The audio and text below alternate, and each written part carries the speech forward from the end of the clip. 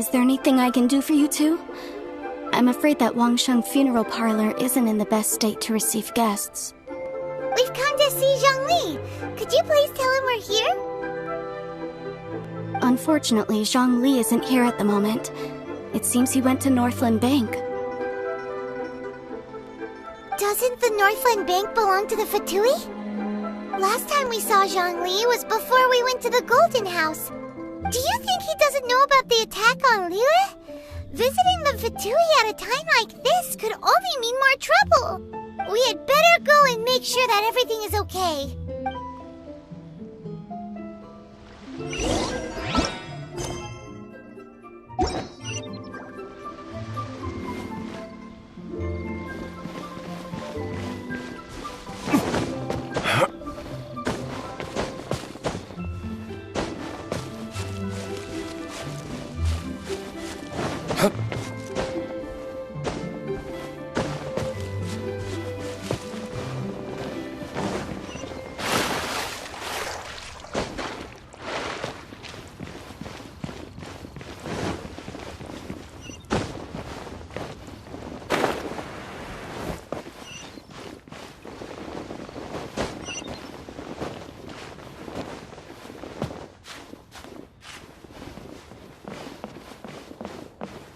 What should I put in my letter?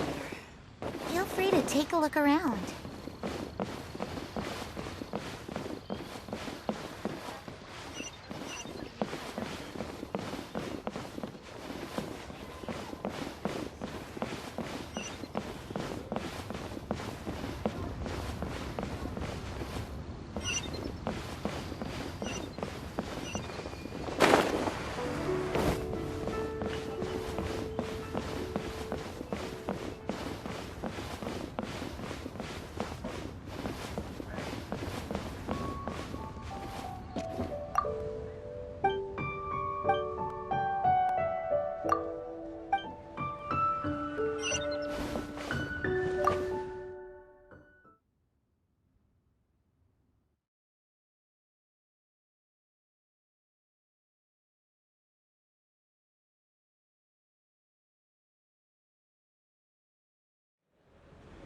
You call this cooperation between Harbingers?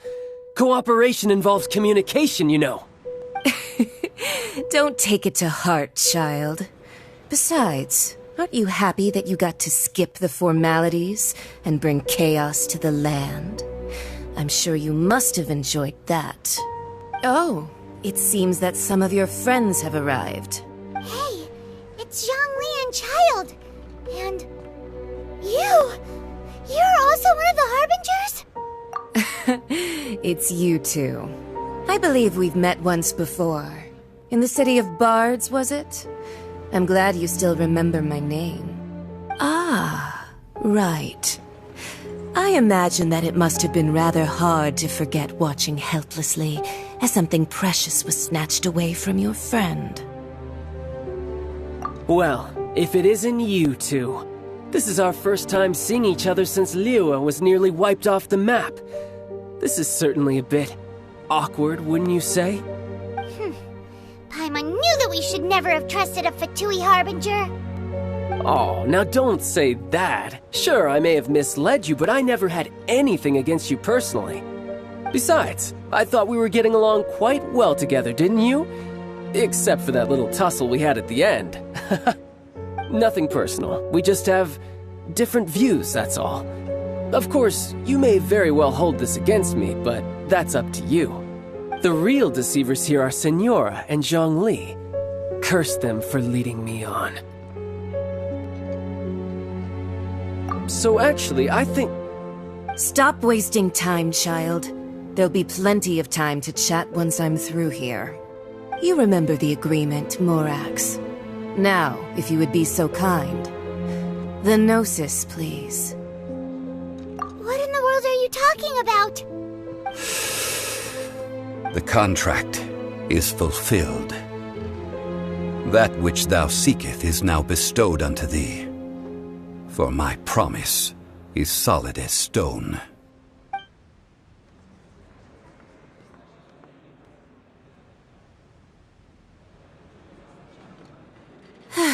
Sanctimonious.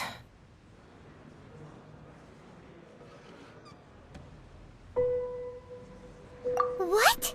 So you're the Lord of Chio? No, wait. That's an exciting twist and all, but why give the Gnosis to the Fatui? I do not give it for free. I give it as agreed upon in the contract, for it is a matter solely between the Tsaritsa and I. Yeah, you don't think you went a little bit too far with that whole fake death thing? Everyone was preparing the ceremony for you, and splat! This big dragon falls out of the sky, and all of Lyric goes into an uproar. Talk about a disaster.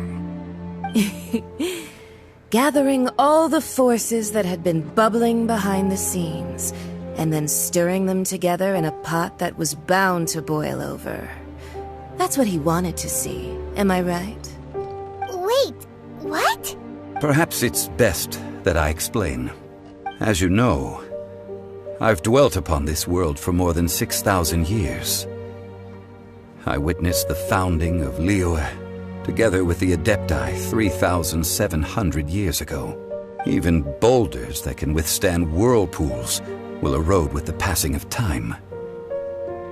I kept convincing myself that cracks had not begun to form, and that the end of my time had not yet come. Until one drizzly day, as I was strolling along the harbor, I heard a merchant tell one of his workers, "You finished your duties. Go ahead and call it a day." I stood motionless among the crowds, asking myself, have I already finished my duties? Oh, Zhongli. But as I began to consider relinquishing my divine role, I soon discovered that many reasons still remained to not hastily depart. Was Liyue, the city I had dwelt in for so long, already prepared to enter its next age? I decided that a test was needed in order to reveal the answer. So I feigned my own death, and gathered the cast of Child, the Adepti, and the Liyue Qixing to play their roles together on the stage that was Liyue. Indeed I was. The gnosis which I had kept for so many years suddenly seemed to have lost its meaning. That's right.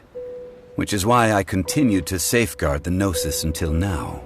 So you mean that if the chaos ever reached the point of no return, you would simply appear and use your divine powers to bring Liyue back under control? Of course, and it would have been all too easy for him too. Just as a child quickly matures after losing their parents, so has Liyue matured when faced with the death of its deity. I was pleasantly surprised with the finale of the show that you all put on. Why, you even deserved an encore. The Adepti deserve the greatest applause, considering their years of seclusion. They hardly recognized the city, yet faced with such a crisis, they exerted the greatest amount of restraint. Not only did they manage to cooperate with the Qixing, but in the end, they even tried to understand the heart of the people. And hats off to the emissary dispatched by the Cryo-Archon to fulfill our contract, Signora. She managed to keep everything she knew in strict confidence, far from the eavesdropping ears of her colleague Child, just as I had requested. All the while, I carried on as Zhongli, and fulfilled the traditions of Liyue in this mortal form. Thank you for walking that path with me, Traveler. These things were all a part of my script. The only unforeseen plot twist was the conduct of the Liyue Qixing.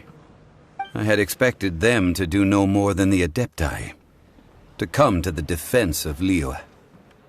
But when all was said and done, they seized the opportunity to supplant Liyue's divine protectors, and used the subsequent power vacuum left by my death to quickly gain complete control of Liyue. Huh? That doesn't sound good at all. Ha! On the contrary, I think it is excellent. I had always feared that it was too soon for them to take over from me. And it was also that which I longed for the most. As such, This is the best parting gift anyone could have given this god of old. Hey, what about me? Doesn't anyone feel the least bit of remorse for deceiving me? You've practically kept me in the dark! I think that thanks would be more appropriate. You certainly played no small part in all of this, wreaking havoc and turning the city upside down. The Lord of Geo ought to thank you for your performance, if anything. If you hadn't created the pressure of a battle between mortals, adepti, and a god, the lump of coal resting in the hands of the Geo Archon, Liyue, would never have been able to become a dazzling diamond of a city. Huh? Just whose side are you on, mocking me like that? Are you itching for a fight? Hey, haven't you learned the Liyue saying, don't always call it as you see it? Well then, with the Gnosis in my possession, I have no use for such idle chatter. We should return to Zapoljarny Palace and seek an audience with Her Majesty, the Tsaritsa. Come, child. Fine. I'll meet you there later. I'm not sharing a boat with the likes of you. Do as you wish.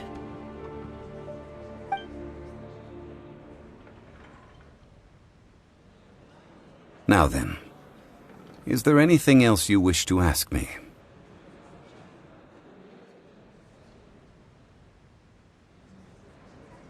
Right! As Zhongli always told us, a good trade is a fair trade. Paimon has no idea what could be a good trade for a Gnosis. Realistically speaking, there is no such thing. Huh? However, I am the god of contracts. For thousands of years, I have made countless contracts. If the deal was of no benefit, then I certainly would not be inclined to agree to it. My agreement with the Cryo Archon will be the last of my contracts as the Geo Archon. My contract to end all contracts. As for the bargaining chip that the Tsaritsa used to balance the scales, uncover that answer for yourself in your future journeys.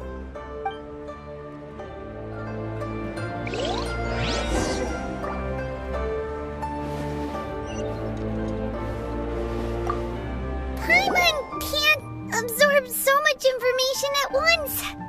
So, Zhongli, what sort of contract did you sign with the Cryo Archon? Paimon's so curious.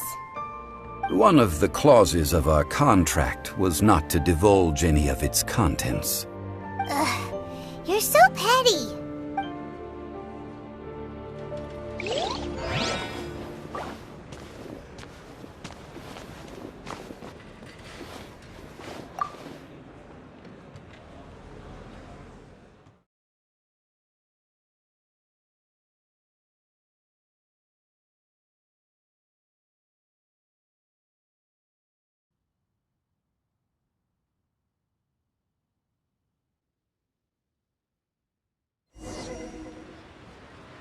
Today's the day of the rite of parting.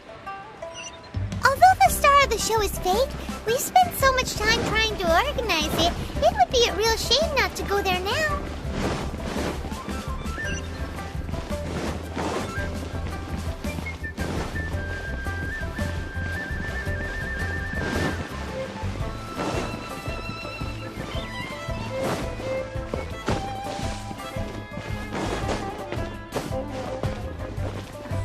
Oh, wonderful.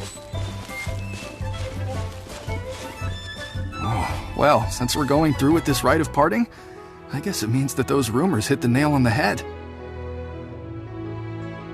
So Rex Lapis is really... But they didn't catch the culprit, did they? Oh, come on. Do you think that the assassin could have been a normal person? You know what I think. I don't think any of the gossip on the streets you hear from those shady types is worth anything. There's only one real possibility in my mind. I've heard that the assassin was that Fatui fellow. Youngish, pretty high in rank. I think they called him Child. The Fatui? They certainly are very suspicious. Who knows what those greedy, crooked folks... Shh! Lower your voice. If the Fatui catch you in their sights, Rex Lapis won't be around to protect you this time.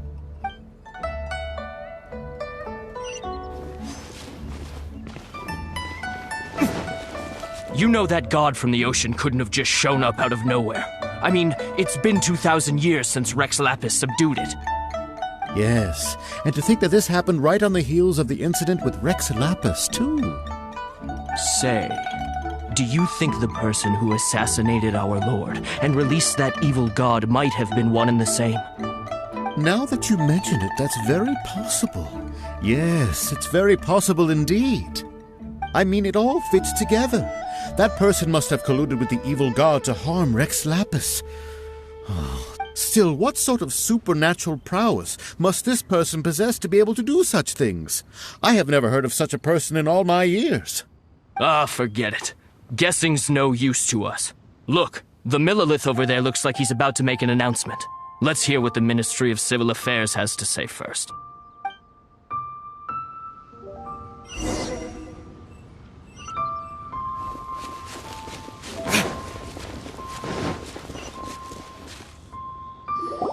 Hear ye all! The Qixing's words. Though a dragon soars ageless as the mountains, it too must return to dust. This is common knowledge. Gods and Adepti live glorious lives, but both light and shadow have their season. So too must they face divinely appointed trials. Rumors and hearsay abound on the streets that Rex Lapis was murdered. Now, let the truth be revealed. Having been thwarted in his trial, Rex Lapis's soul has recouped the celestial heights. He beseeches the people of Liyue to grieve not and to let not their hearts be saddened. Nor are they to believe street-born rumors or indulge in baseless speculation.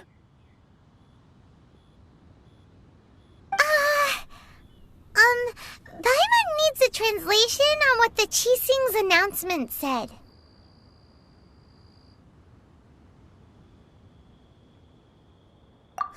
So that's how they're spinning it. Something feels off. Why would they suddenly give up looking for the murderer? Not to mention how this excuse sounds like something they just made up on the spot. Could the Qixing already have known that Rex Lapis wasn't dead? But Zhongli said that neither they nor the Adepti knew anything. Did Zhongli tell them in secret after his gnosis changed hands?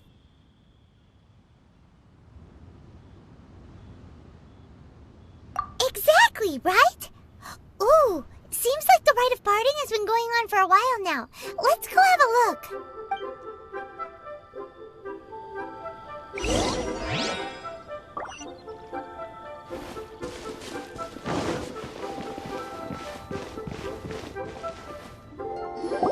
Look, it's Ningguang and Keqing. Are they saying something? Are their speeches over? As said previously, Rex Lapis's soul returning to the heavens is the end of the contract. And it is also the end of an era. 3,700 years of contracts burnt and reduced to ash. We, the people of Liyue, were indeed prosperous. But blinded by our prosperity, we forgot that time can be pitiless. The long, unending dream of our Archon walking among us. Now that we have awoken from our dream, we must learn to say farewell. Will you stand with us as we re-establish our contracts? As we build a new age of prosperity? So concludes the words of Her Eminence the Tianquan. Does Her Eminence the Yuheng have anything to add? Huh? Is she looking this way? Traveler. Yikes! She really is looking our way! Is that the traveler who they say defeated the ancient god? So young. The Liyue Qixing always repay their debts. And as you have heard, our eyes see far and our reach is long. Name your price. You deserve that much. Whoa.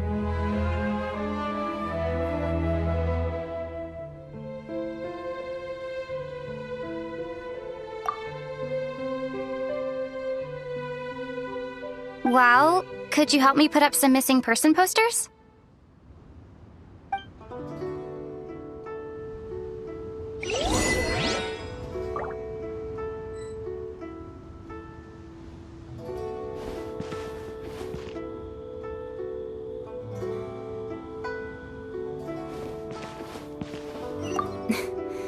Why, you... Were you just trying to look cool earlier, or are you really that selfless? If you were looking for someone, you could have just told me that in private. Roping you in was possibly the most masterful move we could have made.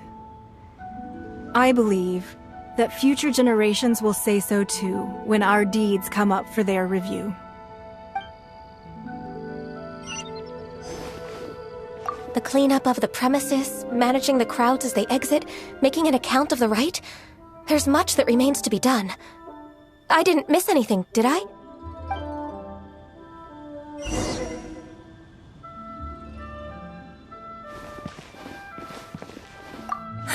And to think I'd put my best perfume on before coming here, thinking you'd like it. But it seems as if those perfumes really were meant to be offered to Rex Lapis. Well, that's fine. Suffer no rivals in love, they say. And that's 3 gone in 1 stroke.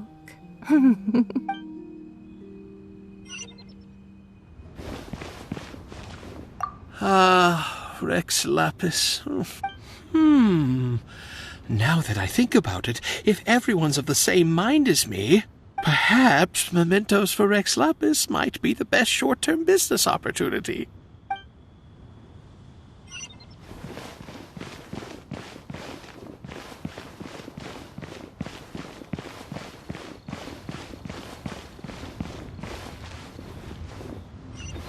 As for the mortals and Adepti of Liyue, what shape shall our relationship take from now on?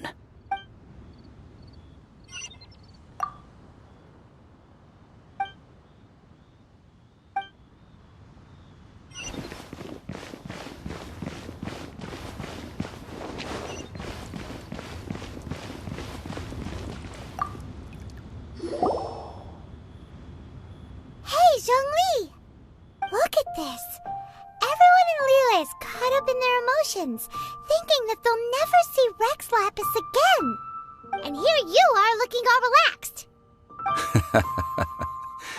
Why would I not feel more at ease after laying down the burden I have borne for 3,700 years?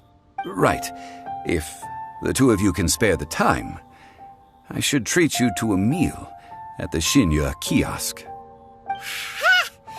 That sounds like big talk, Zhongli.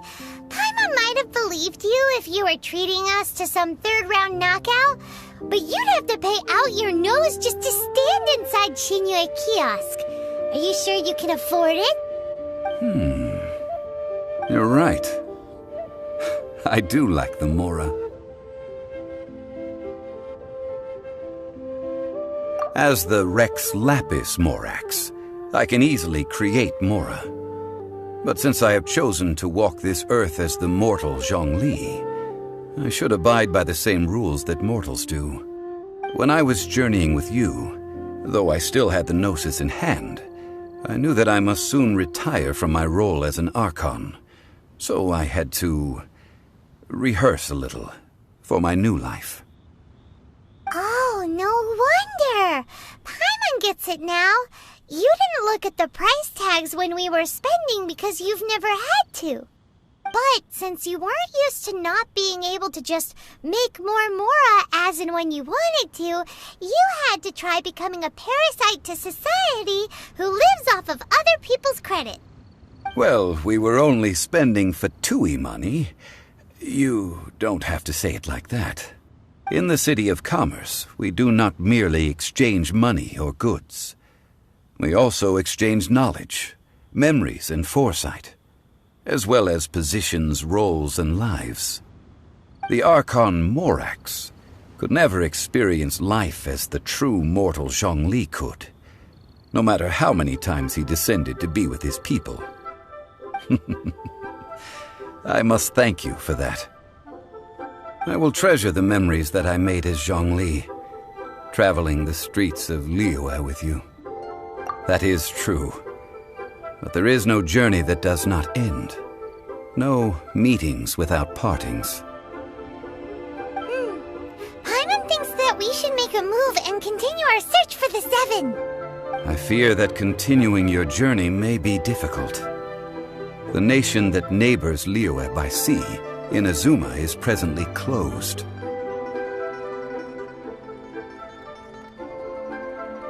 Yes, the nation has been closed by order of its deity, the Electro-Archon Ball. And just as the people of Liyue preferred to call me Rex Lapis, she too goes by another name among locals in Inazuma. Paimon thinks we've heard that one before. Raiden? That is the case. And since Raiden is also the shogun of the Inazuma Bakufu, people call her the Raiden Shogun. That said, though people at the wharf were saying that the situation in Inazuma is very tense, Paimon doesn't remember that always being the case. It wasn't that bad last year. Zhongli, since you're Rex Lapis, shouldn't you know something about what's happening there? Just how did Inazuma become a closed nation? It's because of visions. Visions? When faced with circumstances beyond their control, humans often bemoan their lack of power. But if a person shows true strength of will at a desperate and fateful moment in their life, the gods will look upon them with favor. This is what visions are. Magical foci bestowed upon those who have been acknowledged by the gods. Uh-huh. That's how people in Teyvat see it. But starting from last year, the Raiden Shogun began promulgating the Vision Hunt Decree. Vision Hunt Decree? Yes. It was an order to seize all visions within Inazuma's borders, and to inlay them upon the hands of a statue of the 1,000-armed, 100-eyed god. They want to seize visions. But why? Aren't visions blessings from the gods? I should think that in the Raiden Shogun's eyes, it is precisely because they are divine blessings that they should be under the sole dominion of divinity.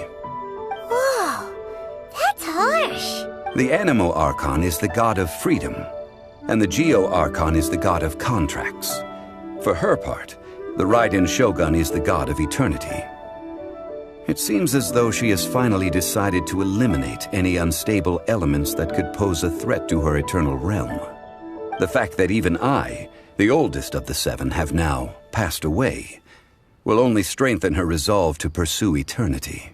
Knowing her, she must have again quoted that adage she is most fond of when proclaiming that decree to her people. 7 ideals for 7 gods, and of these, eternity is nearest unto heaven. All right then. Was there anything else you wish to know? That was a good one. Failing a divine trial. How they came up with that excuse, I will never know. That said, the reason why the Qixing were so eager to resolve the incident and stop pursuing the culprit was indeed because they received news in secret that Rex Lapis was not dead. I hinted as much to the Adepti as well. How did I accomplish that, you ask? Have you ever heard of this particularly convenient Adepti art known as gifting dreams and visions? All right then. Was there anything else you wish to know? Yeah, about that. Before the Qixing made their announcement, we listened to a lot of people talking on the way. Most of them put the blame for everything on Child. These are indeed false accusations. But it remains undeniably true that Child did send people to the Jade Chamber to prevent the Adepti and the Qixing from defeating the ancient god. I've heard that Ningguang is busy milking that for all it's worth on the foreign relations front at the moment, browbeating the envoys of the Fatui. Those poor Snezhnayan diplomats.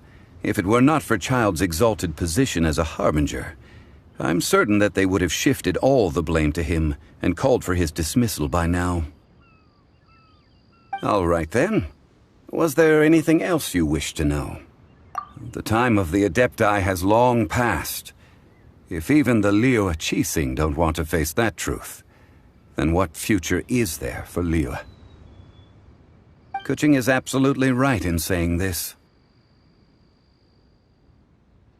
Now, though I did laud Ningguang's desire for power, believing this to be a good thing, and thought as a matter of course that she must have been behind the Qixing's plan to take governing power over Liyue from the hands of the gods and Adepti.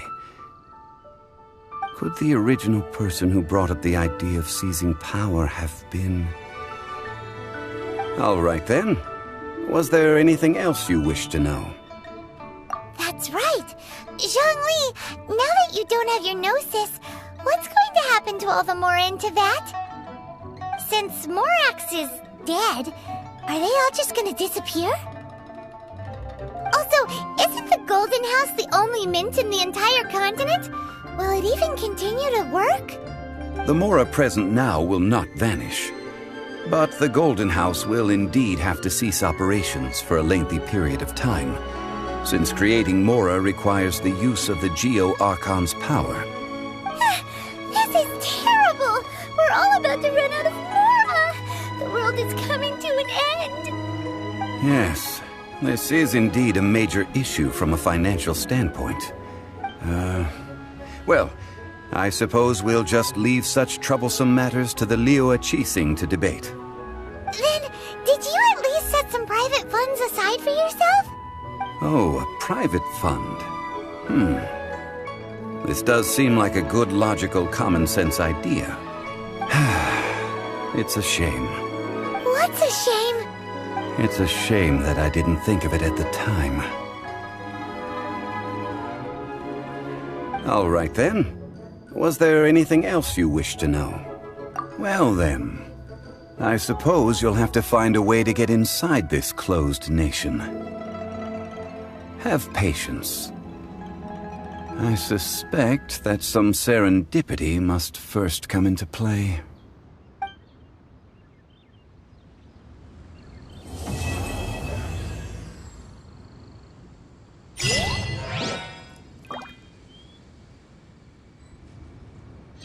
All right then.